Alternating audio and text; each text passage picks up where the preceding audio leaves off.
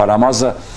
կախաղան բարձրանալուց առաջ գոռում էր «Կեցցե անկախ Հայաստանը»։ Այդ թյուր կարծիքից մենք պետք է մեկընդմիշտ հրաժարվենք, թե Հայաստանի անկախություն 1918 թվականին ուղղակիորեն պատահական երևույթ էր, ոչ, հայոց պատմությունն ավելի ճիշտ է եւ իրական Հայաստանը դա մեր պատմական հայրենիքն է իր ամբողջության մեջ։ Վարչապետը եւս հետաքրված էր մեր հատորներով, նաեւ վերջին հատորները նա ցանկացավ, ուղարկեցինք, ծանոթացավ եւ թերևս այսպես միակ դիտողությունը, որ արվել էր նրա կողմից, դա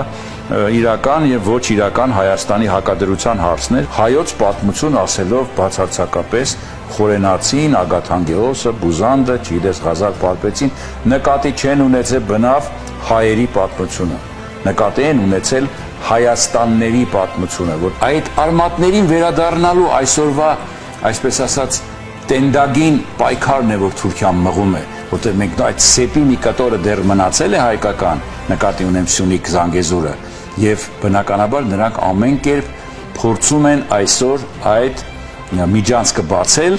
եւ թուրքական արմատներին վերադառնալ։ Իրական Թուրքիան բա որն է այդ դեպքում։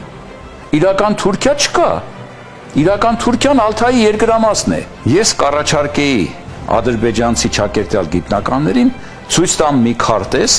որ ներկա Ադրբեջանի վրա գետ մի քարտեզ, որի վրա գրված է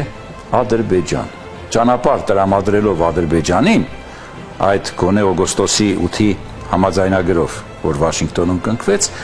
ճանապարհ ենք ապահովում ադրբեջանցիներին դեպի հանիրավի մեզնից պոկված, գրավված պատմական Նախիջևան նահանգի եւ Ադրբեջանի մնացյալ մասի միջև։ Մի քանի տասնյակ քարտեզներ ես կարող եմ տրամադրել թուրքական օսմանյան տպարանում տպագրված, սկսած 18-րդ դարից, որոնց վրա իրենց ձեռքով գրված է Էրմենիստան։ Այն, որ Բաբ թագավորի անձի կերպարի նկատմամբ վարչապետի կողմից կա ընդգծված համակրանք, սա փաստ է։ Ինչ կասեր Տիգրան Մեծը, եթե տեսներ Նիկոլ Փաշինյանին։ Բնականաբար Տիգրան Մեծը կմեղադրեր մի ամբողջ սերունդների, որոնց մեջ նաև մենք բոլորս ենք, մինչև կհասներ այսօրվա իրականություն։